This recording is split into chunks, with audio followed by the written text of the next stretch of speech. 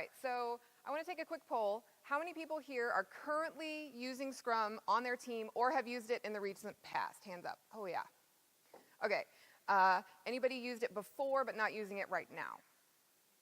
Okay, so you guys are about here in our 58%. We're pretty representative of the graph in this room. And this is from the most recent results of a survey that version 1 does every year called State of Agile.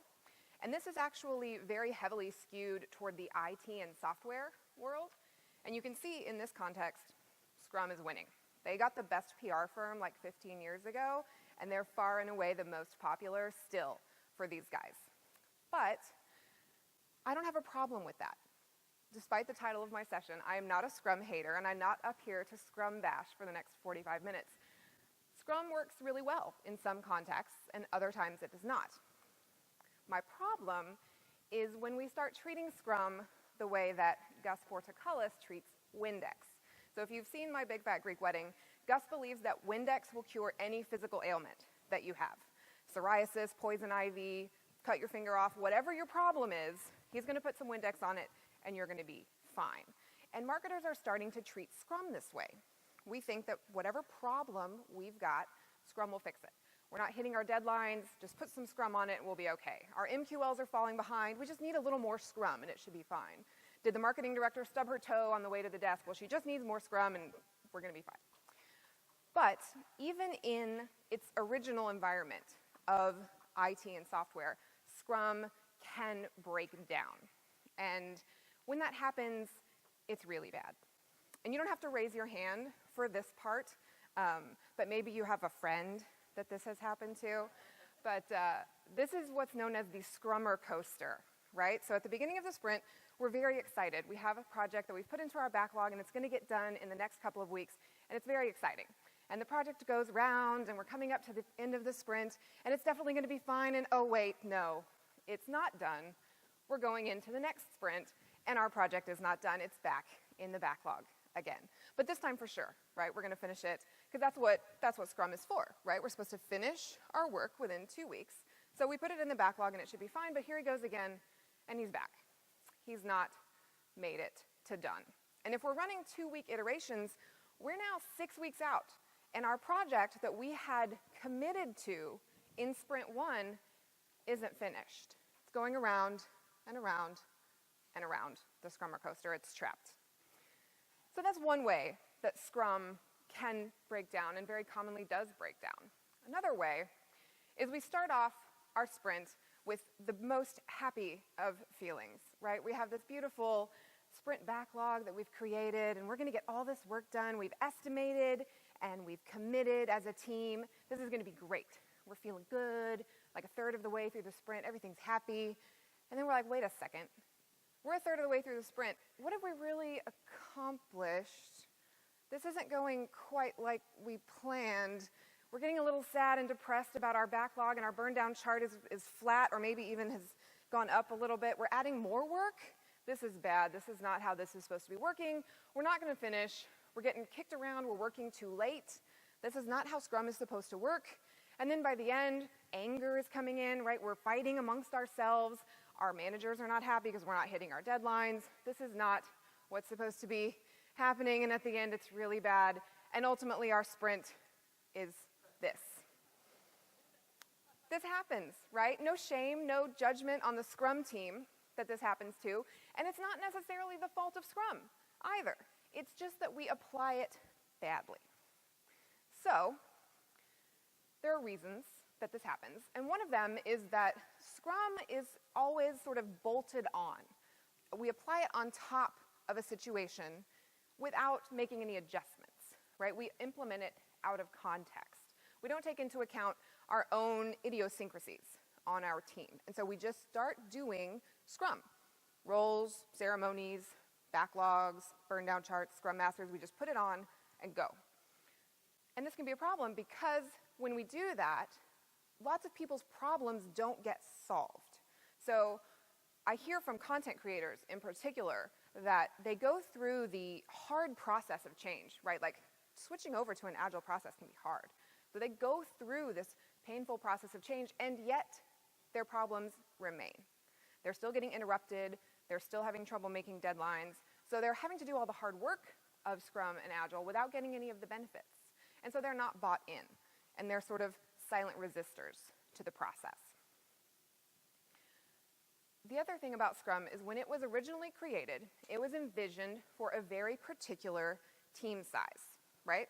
So 5 to 9 is the ideal Scrum team size. And when you get outside of that range, things get sticky. They get messy and complicated. Again, not the fault of Scrum, just the way it was designed. It also assumes a very high degree of cross-functionality. So the assumption is that on a Scrum team, anybody on the team could pick up a piece of work and run with it, right? So if we're on content team together, I should be able to work on a project, and you should be able to work on a project, and she should be able to work on a project, and move it closer to done. In a marketing context, lots of times this doesn't happen. So Scrum was designed to work in that way, and when we don't have that, if that's not our particular situation, we run into problems. Which is why when we ask marketers about their methodologies, we get a very different chart than what we saw from the IT and software crowd. You can see that here, Scrum is coming in dead last, right up there, 14%, dead last. And arguably, we could combine Kanban and Lean there. Some people would say that those are pretty equivalent. So if we do that, we've swapped, right? The last chart had Scrum at 58%. This would put the least prescriptive approaches, Lean and Kanban, close to that same number. Marketers prefer this. The sad thing is, the teams that I speak to, it takes them about 6 months to get here. So they spend 6 months driving the struggle bus, trying so hard to make Scrum happen, when ultimately they're going to end up using one of these anyway. So, yes, we Kanban. I want to help a little bit today by introducing you to Kanban, which is not as well known either in the software world or in the marketing world, but is far more adaptive and can help you get to the benefits of Agile without getting stuck on the Scrummer coaster or trapped in the emoji cycle of death. So, 6 parts to Kanban. We're going to go through them each, one by one here. The first is the one that you're probably familiar with, is the Kanban board. So tools like Trello have made these really common. People, both on and off Agile teams, use Kanban boards to manage their work. But just having a Kanban board doesn't mean that you're using Kanban. And you need to be a little more deliberate about the way that you set up the board in the first place. So the first step in this process is to really think critically about how work happens on your team. So where does work come from? Do you get a lot of external requests, or does the team really get to drive what you do? Where does it go after it leaves your team? Does it need to go through legal for review every single time you need to publish something? Or maybe you have to hand it off to a web team to publish it. These are things that you need to think about before you build a board, so that you can build a board that's actually reflective of the reality of how work happens on your team. So not the way that you wish it happened, or the way that you've convinced your manager it happens, but the way it really actually gets done.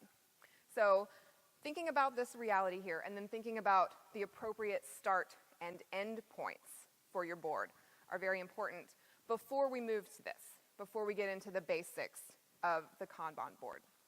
And this is just a very simple representation. Obviously, everyone's is going to look a little bit different.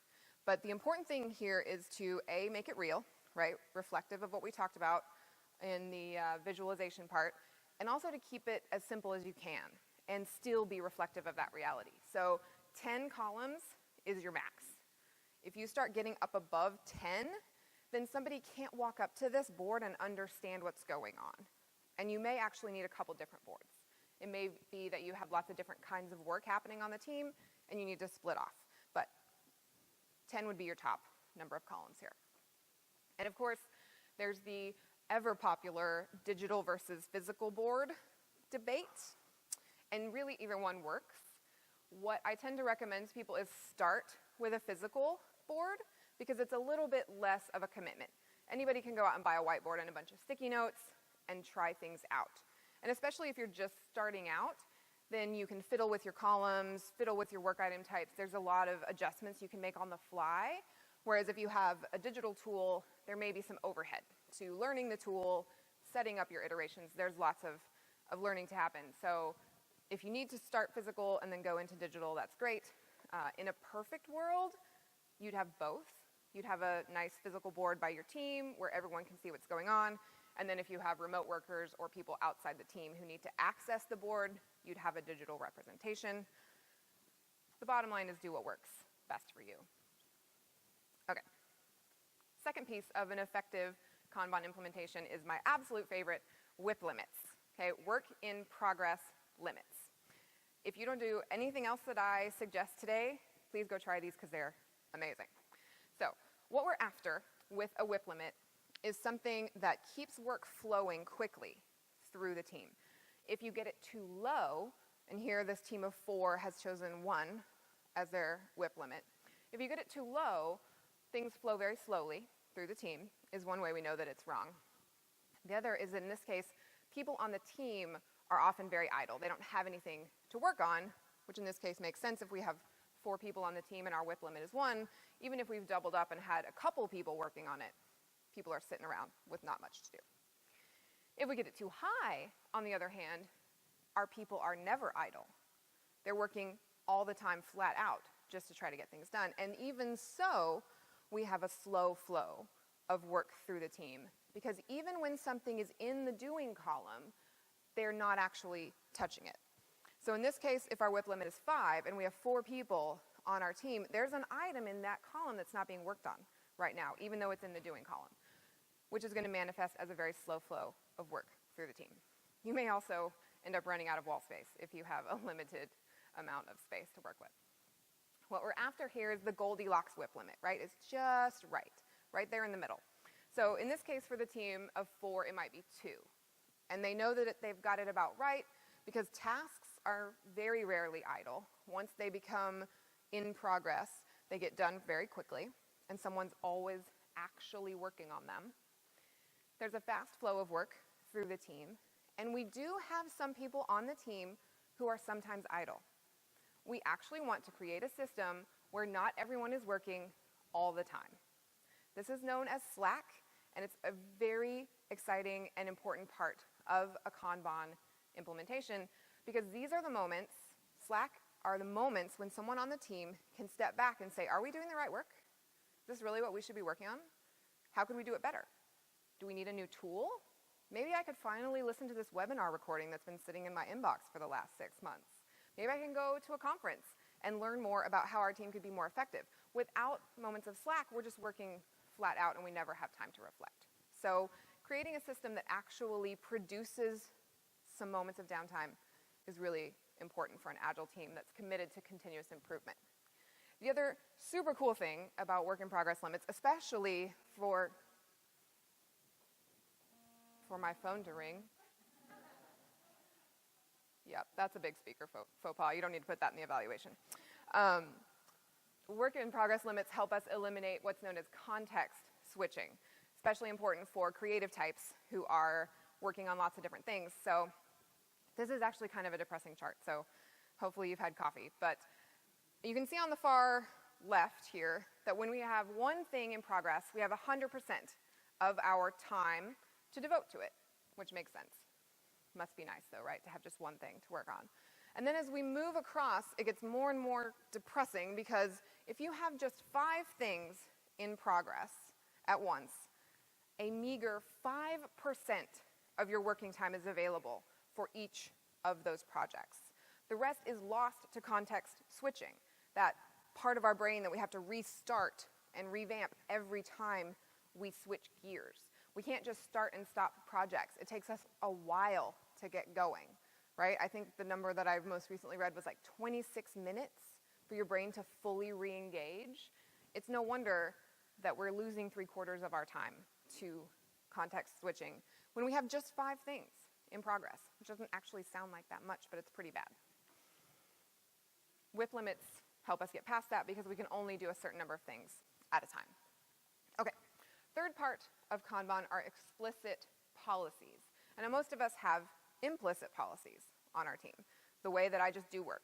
I write it in here, I send it over there to get edited, and then I just magically publish it, and nobody else on the team knows how that works, right?